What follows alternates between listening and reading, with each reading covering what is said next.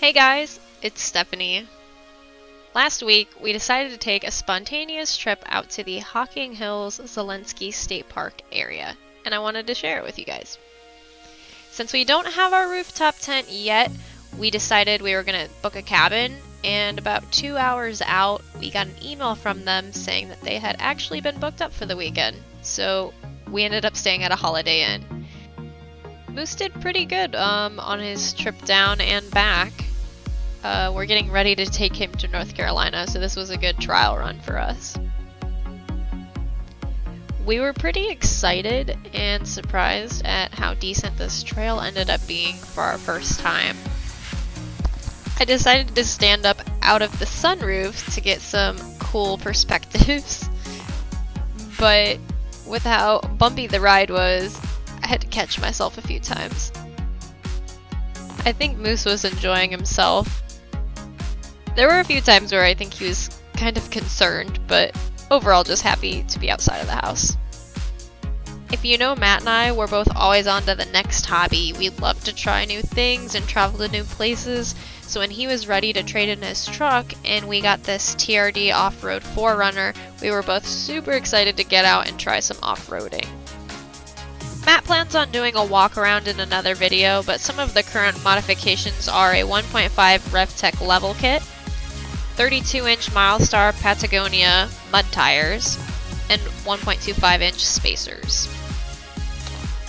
We came to a bit of an obstacle in the road. We were trying to decide whether to drive through the water or go around and deal with this branch that I'm jumping on. After analyzing the terrain, Matt decided we were going to go around and I would try to hold this branch out of the way.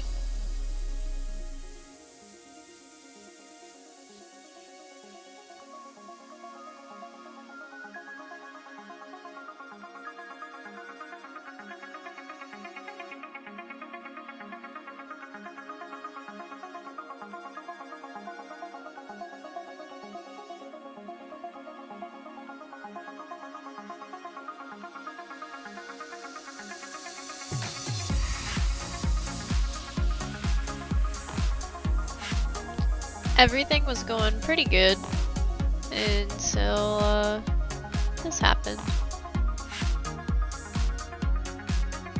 I was very nervous about this because we had already been down this trail quite a ways and gone through a lot of obstacles that most vehicles can't get to, and we're 3 hours away from home, and I thought for sure we were not going to be able to get out of this.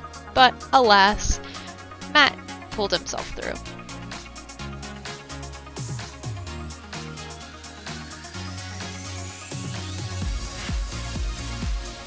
After this trip, Matt picked up some traction boards just in case we ever get into this position again and we don't have any friends with us to pull us out.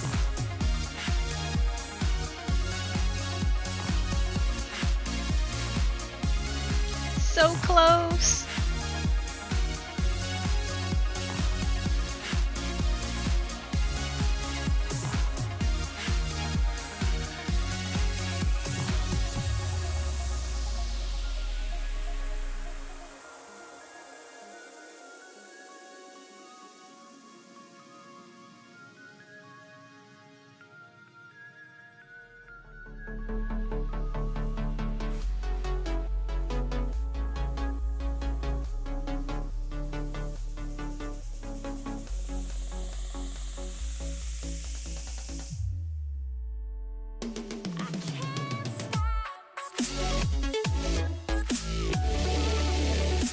Matt initially didn't think he was going to need to air out the tires, but when he decided it might be a good idea, it was a little too late.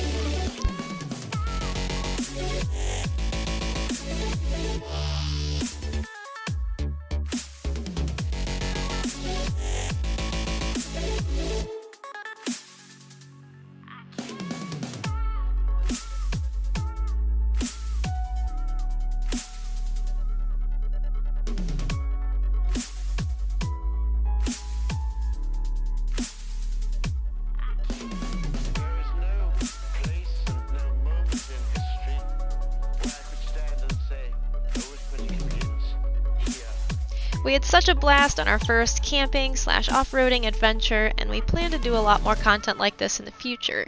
So if you know of any hidden gems in the United States / Canada, good hiking trails, off-roading trails, camping spots, lagoons, anything that you think would make for a fun adventure, please drop your ideas below. And if you prefer to keep the location a hidden gem, you can always email me or DM me and I will respect that wish.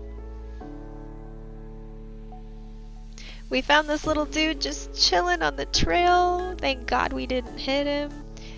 So we picked him up and brought him over to safety.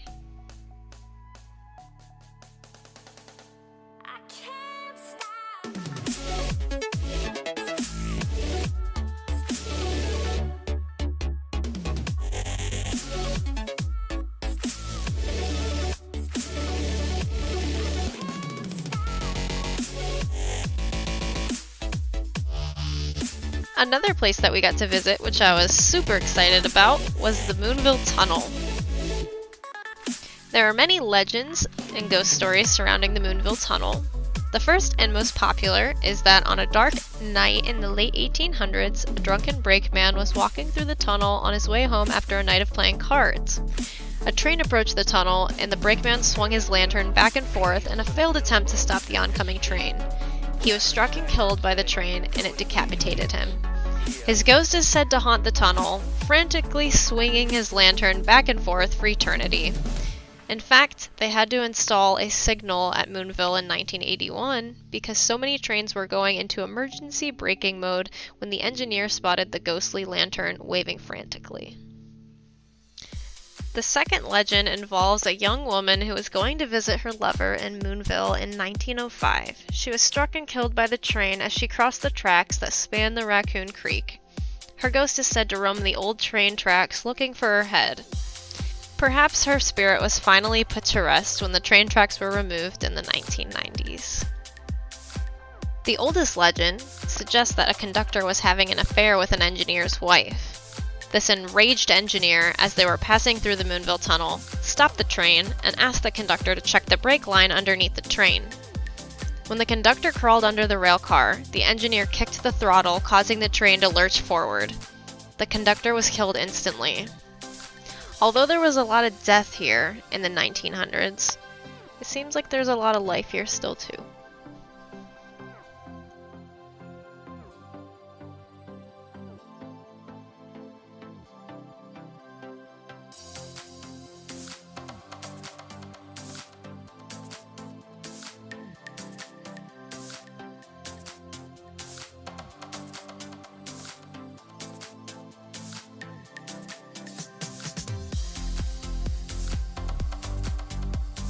If you enjoyed this video, don't forget to like, share, and subscribe, and let us know what you think in the comments.